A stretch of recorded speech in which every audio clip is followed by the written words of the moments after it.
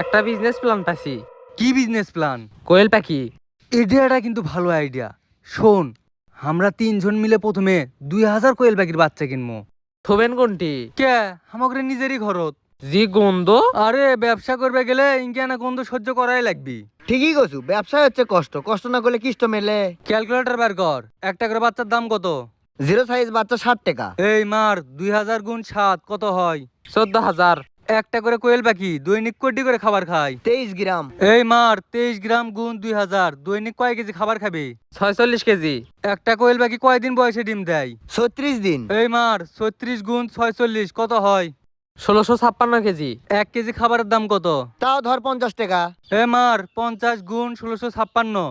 82,800। তাহলে আমাদের মোট খাবার খরচ গেল 82,000।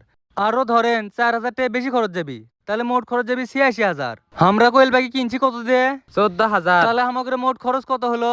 1 লাখ। চাচা 2000 কোয়েল পাখি প্রতিদিন কোটি করে ডিম দিবি। তাও ধর 1700 পিস। একটা করে ডিমের দাম কত?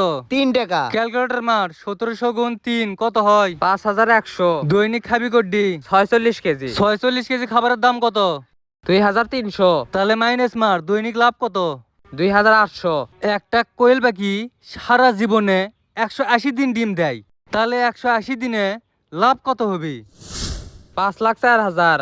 আর আমরা যে প্রথমে খরচ করছিলাম 1 লাখ, ওটা মাইনাস কর। 4,04,000। তাহলে কোয়েল পাখির থেকে 6 মাসে লাভ 4,04,000 টাকা। কিন্তু ভাইস্তে, আবার কিন্তু কি? 6 মাসে লাভ 4,04,000 টাকা, এই ব্যবসায় কর্ম। রানীক্ষেত অসুখ ধরলে কিন্তু একদিনে 2000 পাখি মরে যাবি। জানিচ্ছিলাম এই কোয়েল পাখির ব্যবসা হবি না। চলেন কাল আবার